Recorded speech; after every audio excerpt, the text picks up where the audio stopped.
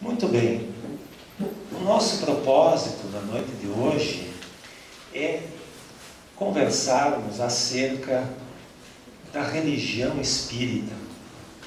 Seguidamente as pessoas se questionam, mas espiritismo é religião mesmo?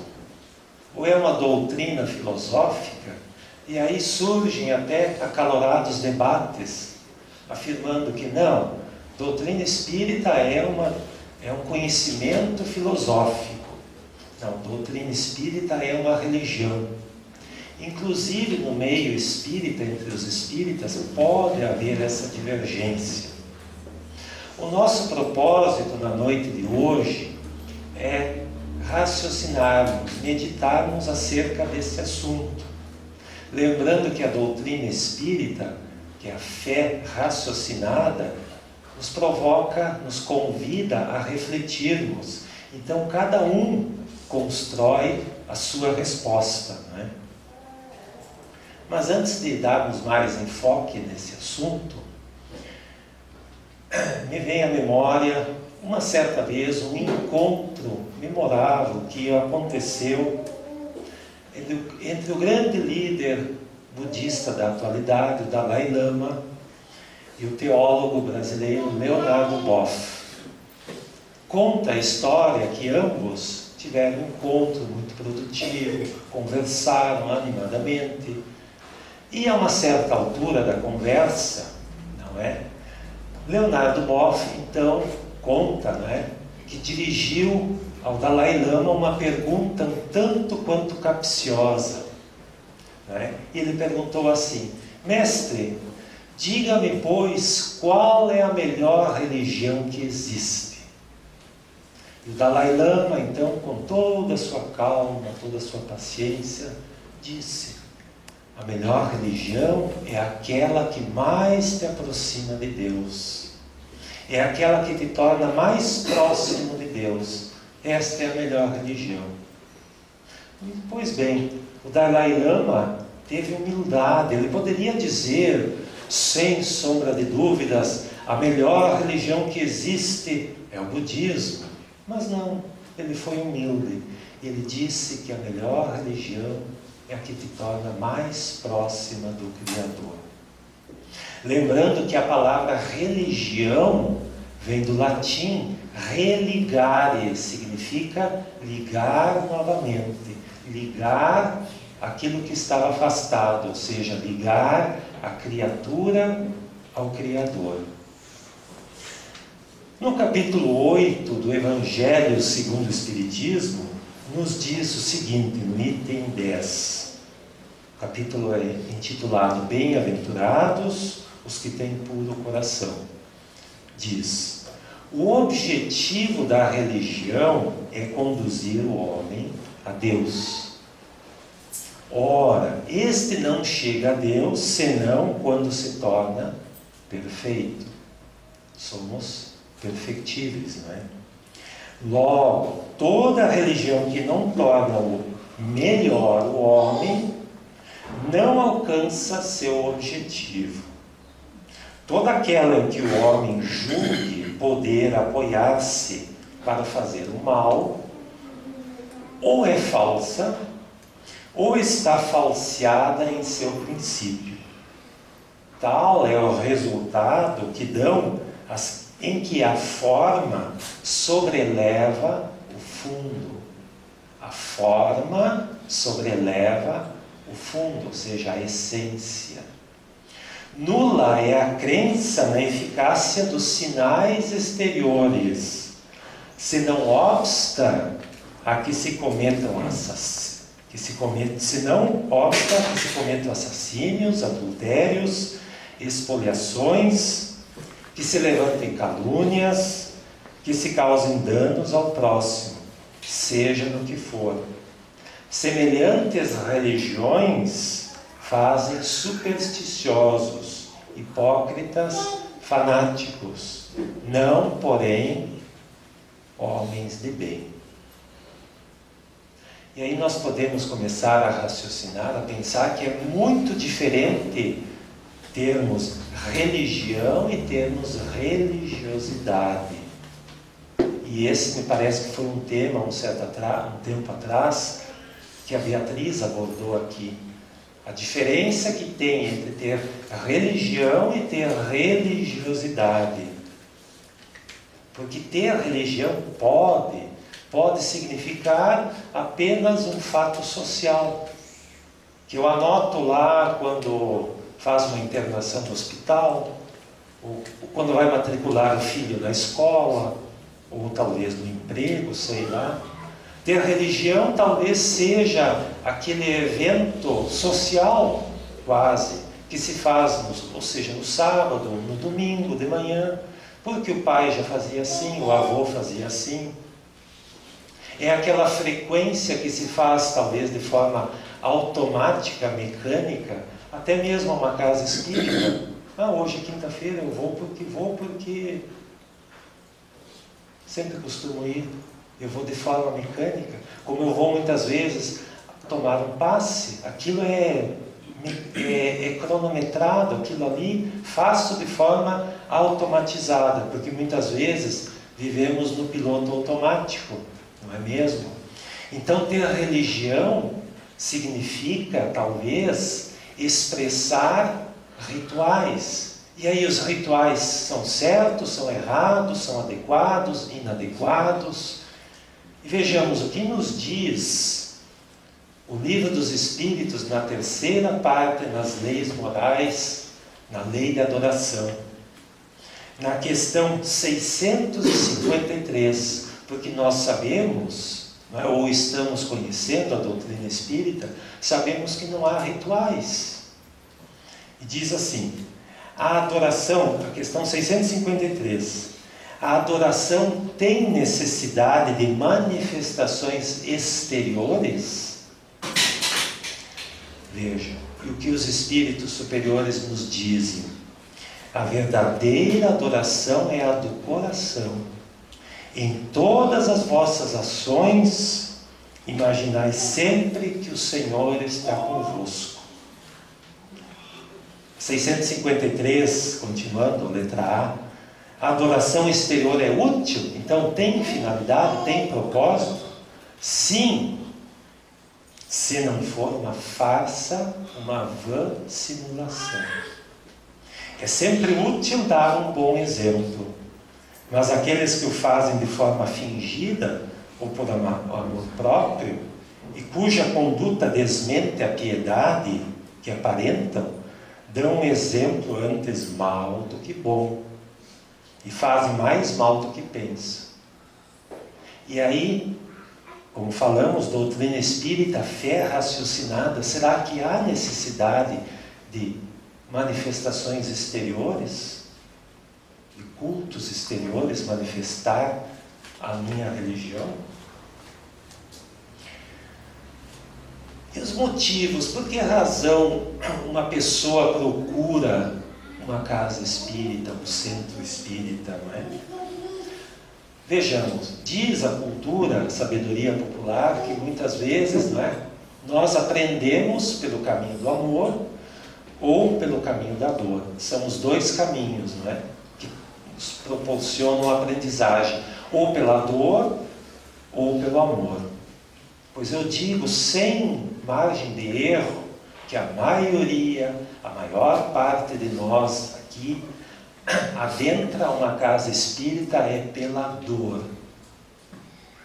São poucos que estão, até pode existir, mas são poucas aquelas pessoas que estão num estágio evolutivo que podem dizer, eu entrei pela via do amor.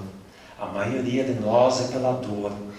E não é uma dor física, não é aquela dor que a gente toma aspirina, um Buscopan, ou seja lá o que for, que vai ao médico, ao hospital. É uma dor da alma, é uma dor em profundidade. Às vezes é uma dor desesperadora, uma dor pungente, lancinante. É dor da alma, não é dor, às vezes até acompanhada de dor física. Lembrando que a maioria das doenças, não é, elas se manifestam primeiro na alma. É o emocional, a alma que adoece e exterioriza no corpo físico. Então a maioria de nós vem mesmo pela dor, pelas perdas, um ente familiar, não é? Como é difícil compreender a separação, ainda que temporária, a morte, a desencarnação. Então as perdas, perda do ente querido, do pai, de uma mãe, de um filho, é que muitas vezes nos leva a procurar a casa espírita. Os conflitos, e quem não tem os seus conflitos, não é? Na semana passada tivemos aqui o Bruno, de Porto Alegre, que nos falou um pouco acerca dos conflitos interiores que cada um de nós tem, porque não temos o equilíbrio ainda. Então, todos nós temos os conflitos de natureza íntima. Sejam eles familiares, os atritos que há no interior da nossa casa, não é?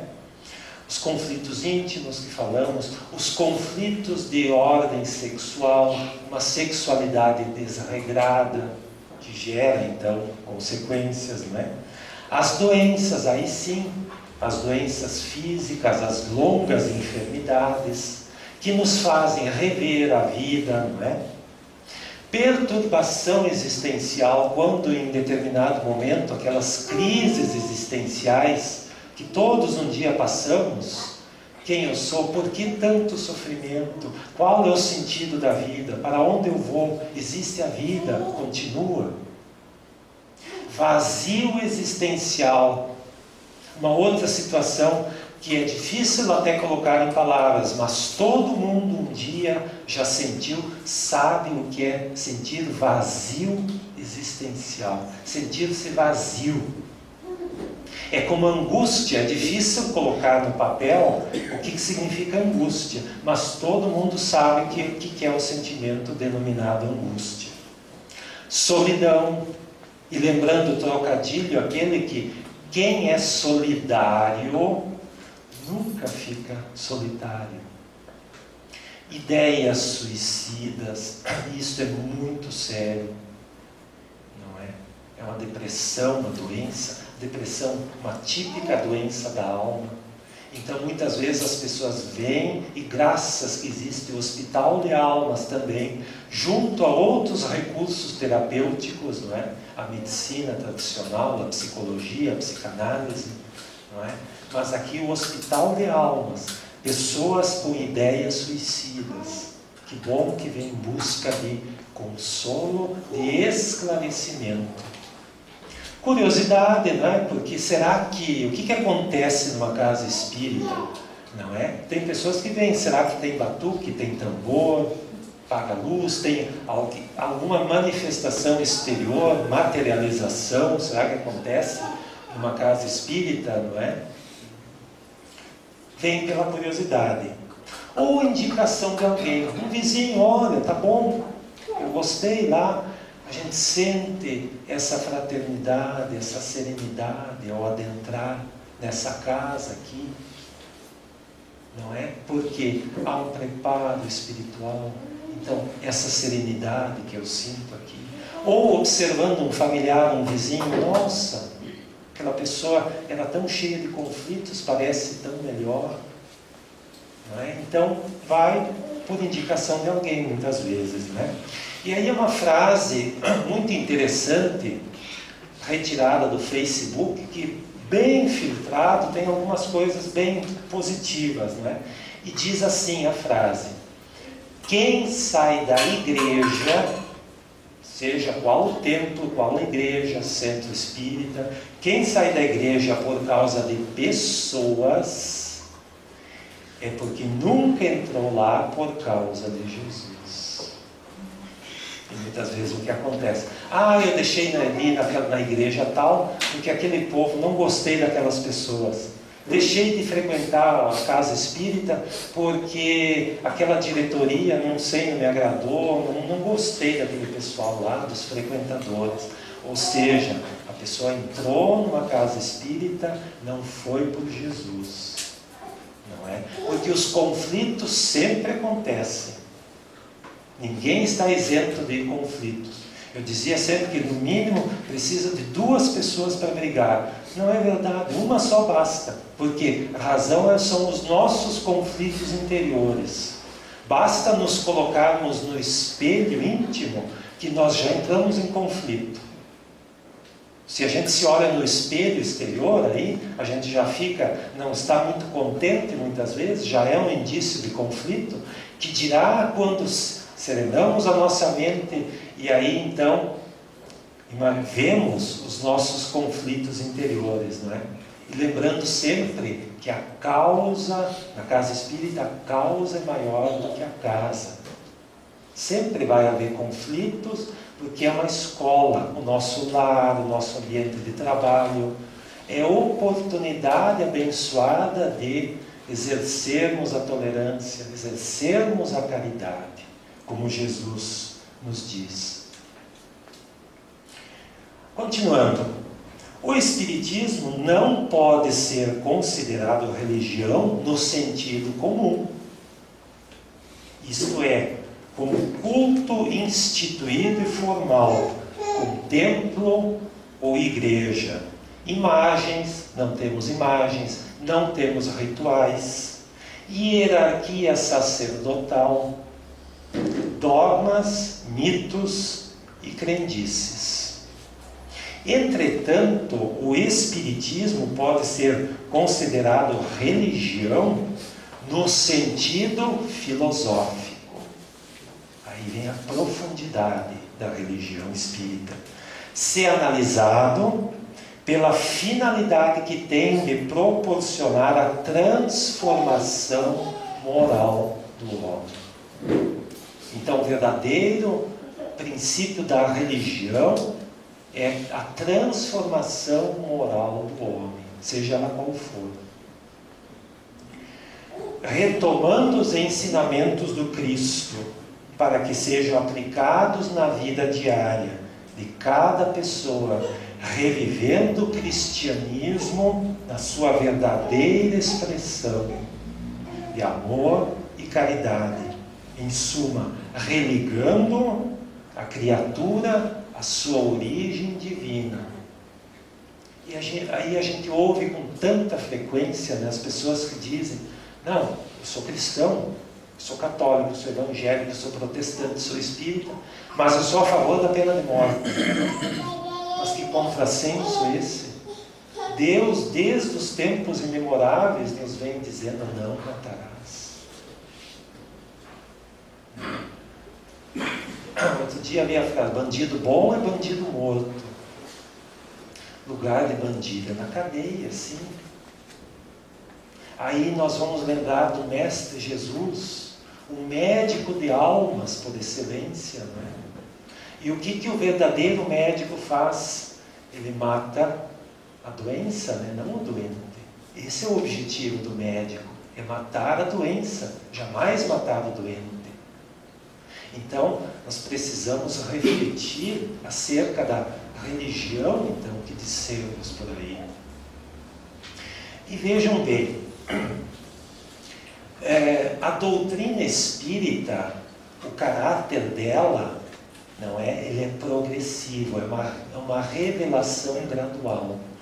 E nós sabemos que Kardec teve muita cautela, muita prudência durante todo o trabalho da codificação.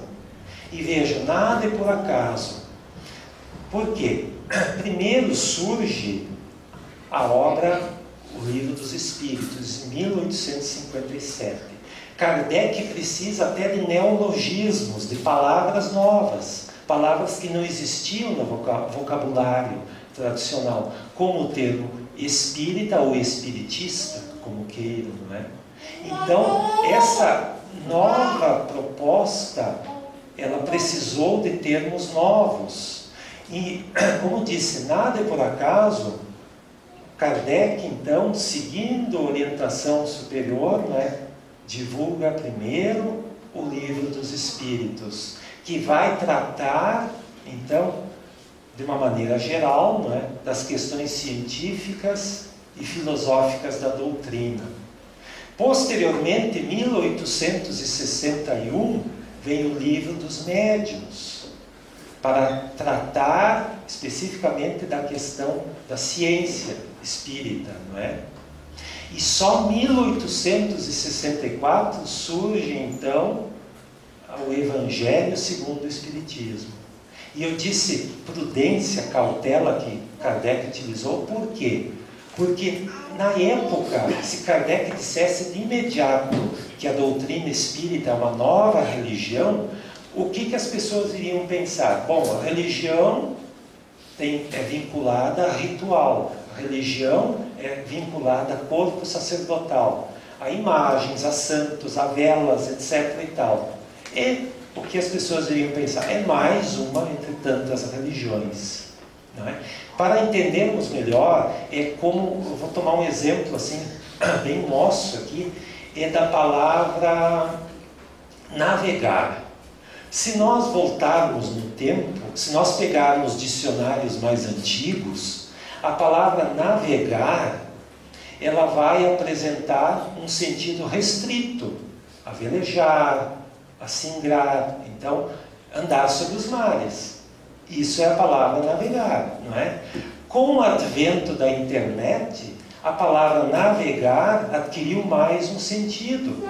Ou seja, navegar, então, é pesquisar lá na internet. Isso levou um tempo. Então, por isso, de certa forma, então, é que Kardec usou de prudência para divulgar, utilizar o termo religião dentro da doutrina espírita, não é? E ele mesmo, então, vai nos falar, nos diz aqui, a respeito, nos esclarecer se doutrina espírita é ou não religião. Nos diz, o Espiritismo, através da Revista Espírita de 1868, diz assim: o Espiritismo é, assim, uma religião? Sim, sem dúvida, senhores. No sentido filosófico, o Espiritismo é uma religião, e disso nos honramos, pois que é a doutrina que funda os laços da fraternidade. Nós falamos no início, na prece, uma grande fraternidade universal. Os laços da fraternidade e da comunhão de pensamentos. Não em uma simples convenção, mas sobre a mais sólida das bases, as próprias leis da natureza. E uma religião que se difere, né, das demais, porque tira até mesmo o caráter de milagre. Não existe milagre, nesse sentido. Não existe imediatismo na doutrina espírita. Ah, eu vou lá, vou resolver num passe de mágica. Isso não existe. Não existe fórmula mágica. Não existe um caminho fácil. É escolher muitas vezes o caminho das pedras. É o caminho da reforma íntima. E promover a sua própria reforma íntima é muito trabalhoso. Por isso é que muitas vezes as pessoas vêm, adentram a primeira vez numa casa espírita, né? Aí descobrem que não existe uma fórmula mágica, uma receita imediata, pronta, que o caminho é suado, é trabalhoso, né? Aí muitas vezes as pessoas desistem. E até, eu arrisco a dizer que não existe o ex-espírita. Porque, na verdade, aquele que se diz ex-espírita, na verdade, ele nunca foi. Porque ele ficou, usando uma expressão popular, ele ficou só nas beiradas, ele comeu mingau pelas beiradas, ele não teve capacidade, não teve coragem, não foi o tempo dele, nós precisamos respeitar isso. O tempo dele de ir em profundidade, na essência da doutrina de Jesus. Então, não é? Na verdade, não existe o ex-espírita, é aquele que viu um pouquinho, deu uma olhadinha e tal, e saiu. Nos tira também o caráter de vítimas, nos chama a atenção para a responsabilidade da vida, né? Que muitas vezes nós nos colocamos naquele processo de vitimização. Ah, eu sou vítima de tudo. Nos chama para a responsabilidade e nos alerta, temos o livre-arbítrio, do quanto somos responsáveis pelas nossas escolhas. Pois bem, na obra Pão Nosso, que é daquela coleção Fonte Viva, numa psicografia de Chico Xavier pelo Espírito Emmanuel, há umas considerações muito interessantes aqui que eu desejo compartilhar. Diz assim Emmanuel: não falta quem veja no Espiritismo mero campo de experimentação fenomênica, sem qualquer significação de ordem moral para as criaturas. Ou seja, aquelas pessoas que estão mais interessadas em algum tipo de fenômeno, alguma materialização, vêm a uma casa espírita. Como não encontram isso, acabam se frustrando, não é? Ou como se dão conta que o trabalho é difícil, é árduo, é da reforma íntima, acabam desistindo. Muitos aprendizes da Consoladora Doutrina, desse modo, limitam-se às investigações de laboratório ou se limitam às discussões filosóficas.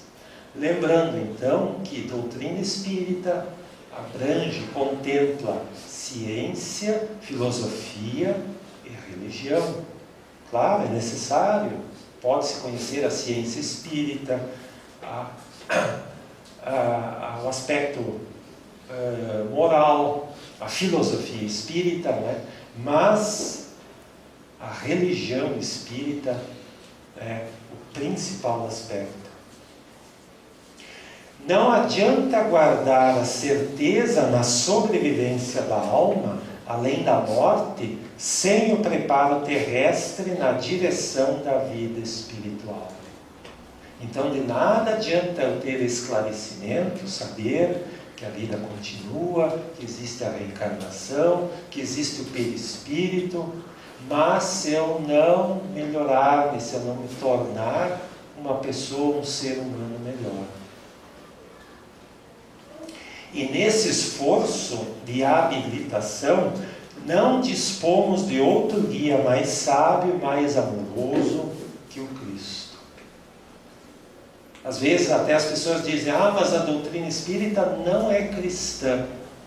Aí nós convidamos a abrir o Livro dos Espíritos na questão 625, onde Kardec pergunta qual é o tipo mais perfeito que Deus tem oferecido ao homem como guia e modelo. E os Espíritos, de forma unânime, respondem a uma só palavra: Jesus.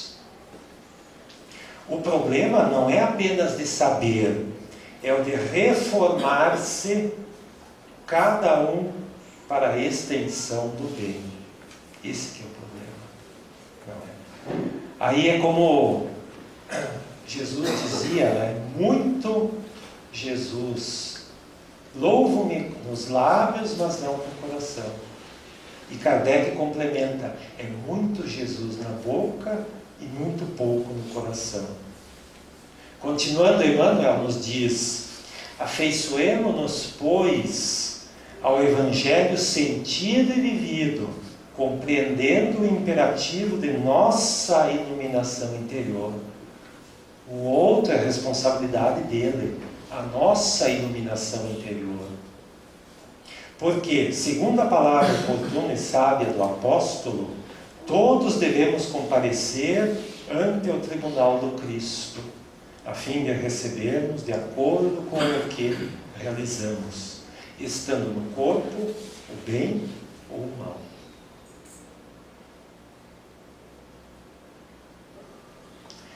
E numa outra obra da mesma coleção Fonte Viva, Caminho, Verdade e Vida, não é? Na introdução, Emmanuel nos diz assim: o Evangelho de Jesus não se reduz a breviário para genuflexório. Breviário é aquele livro de preces, de orações, não é? Então, O Evangelho de Jesus não é um livrinho bonito para estar na estante, no quarto, ou para de vez em quando fazer uma leitura poética. O Evangelho não se reduz a breviário para genuflexório. É roteiro imprescindível para a legislação e a administração, para o serviço e a obediência. É o código moral de toda a humanidade. E como quando foi lançado o Evangelho segundo o Espiritismo, não é? Como diz lá na introdução, que se questionam os aspectos exteriores, a vida cotidiana de Jesus, não é? Se ele realmente caminhou sobre as águas, isso aqui, isso é questionável, isso fica para um segundo plano. Mas os aspectos morais, os ensinamentos morais propostos pelo Cristo continuam mais vivos do que nunca.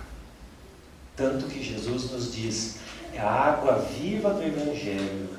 É uma água viva, a palavra de Jesus, os seus ensinamentos. O Cristo não estabelece linhas divisórias entre o templo e a oficina. Toda a terra é seu altar de oração e seu campo de trabalho. O Cristo não estabelece linhas divisórias entre o templo e a oficina. E aí o que acontece muitas vezes? Todo mundo já vivenciou este exemplo, né? A pessoa vai à igreja, ao templo, à casa espírita, e aqui ela aproveita aquela energia, não é? Aí ela cumprimenta, oh meu irmão, como vai? Tudo bem? Tudo tranquilo, né? A paz de Jesus esteja com você. E no momento que ela sai, como uma mágica apenas, tem pouca duração, não é? No momento que ela põe o pé para fora daqui, aquilo termina, não é? E a primeira pessoa que se atravessa, eu já despejo os cachorros, não é? Como se diz. Isso acontece, não é? E não é só na casa espírita, em qualquer lugar, não é? Porque as pessoas aqui dentro têm um comportamento e lá fora tem outro. O Cristo não estabelece linhas divisórias entre o templo e a oficina, não é? E pasme uma situação, nós usamos máscaras. E nem sempre, não vamos tomar sempre a palavra máscara no sentido pejorativo, né? Porque às vezes a gente não está bem e um familiar nosso pergunta, oh, tudo bem? A gente, sim, tudo bem, para não deixar preocupado, para não entrar em detalhes, né?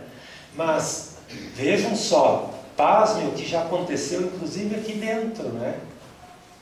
A pessoa, né, logo depois da palestra, da exposição, para quem quiser tem um passe, né?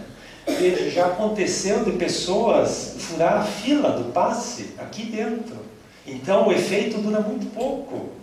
A máscara cai aqui dentro mesmo, né? Aí é para pensar, não é?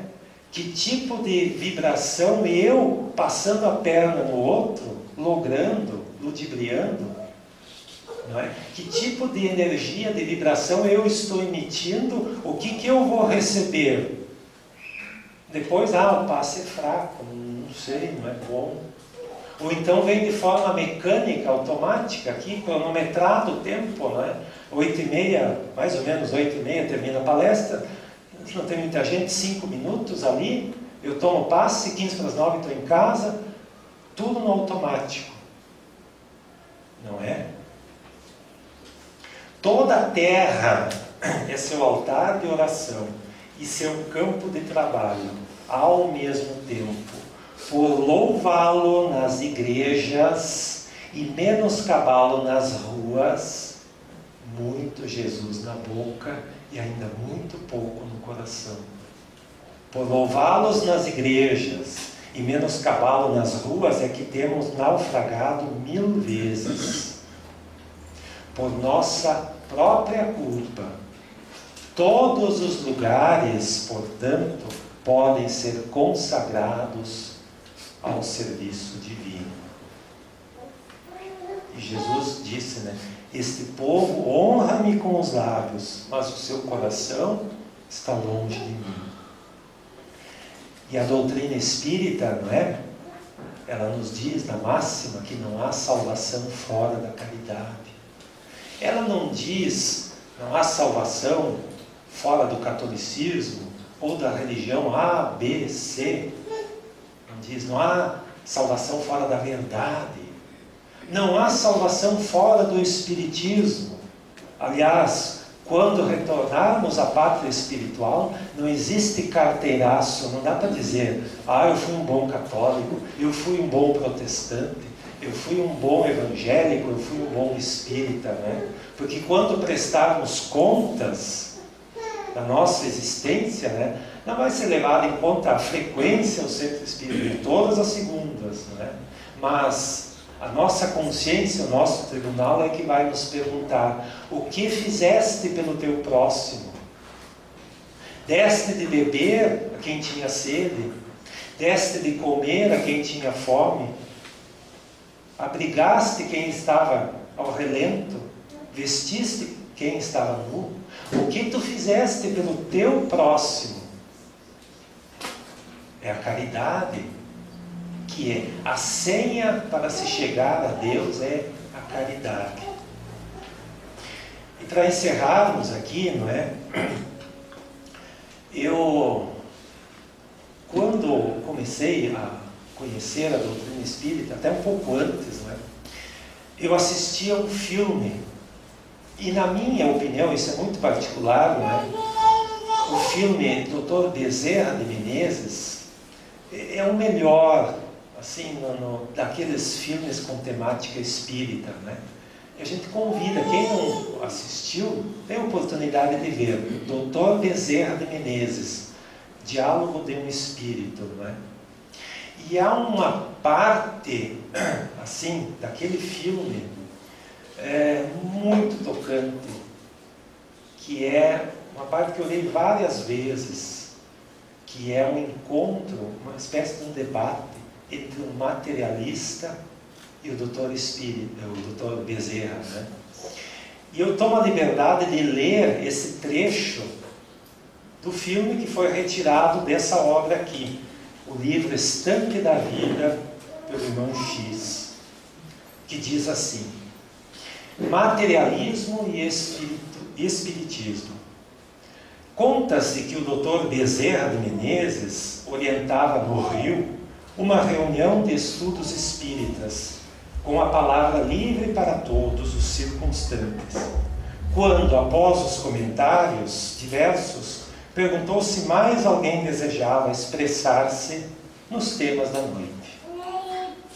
Foi então que o renomado materialista, seu amigo pessoal, lhe dirigiu veemente provocação. Diz ele: Bezerra, continuo ateu, e não somente por meus colegas, mas também por mim. Venho convidá-lo a debate público, a fim de provarmos a inexpugnabilidade do materialismo contra as pretensões do espiritismo. E previno a você que o materialismo já levantou extensa lista de médiuns fraudulentos, de chamados sensitivos que reconheceram seus próprios enganos e desertaram das fileiras espíritas, dos que largaram em tempo o suposto desenvolvimento das forças psíquicas e fizeram declarações quanto às mentiras piedosas de que se viram envoltos, dos ilusionistas que operam em nome de poderes imaginários da mente. E com essa relação apresentaremos outro rol de nomes que o materialismo já reuniu. Os nomes dos experimentadores que demonstraram a inexistência da comunhão com os mortos. Dos sábios que não puderam verificar as factícias ocorrências da mediunidade. Dos observadores desencantados de qualquer testemunho da sobrevivência e dos estudiosos ludibriados por vasta súcia de espertalhões. Esperamos que você e os espíritas aceitem o repto. O O Dr. Bezerra, então, com toda a sua calma, vai e diz. Bezerra, então, concentrou-se em prece alguns instantes e, em seguida, respondeu, aliando energia e brandura. Aceitamos o desafio, mas tragam também ao debate aqueles que o materialismo tenha soerguido moralmente no mundo, os malfeitores que ele tenha regenerado para a dignidade humana, os infelizes aos quais haja devolvido o ânimo de viver, os doentes da alma que tenha arrebatado as fronteiras da loucura, as vítimas de tentações escabrosas que haja restituído a paz ao coração, as mulheres infortunadas que terá arrancado ao desequilíbrio, os irmãos desditosos de quem a morte roubou os entes mais caros, a cujo sentimento enregelado na dor terá estendido o calor da esperança, as viúvas e os órfãos, cujas energias terá escorado para não desfalecerem de saudade,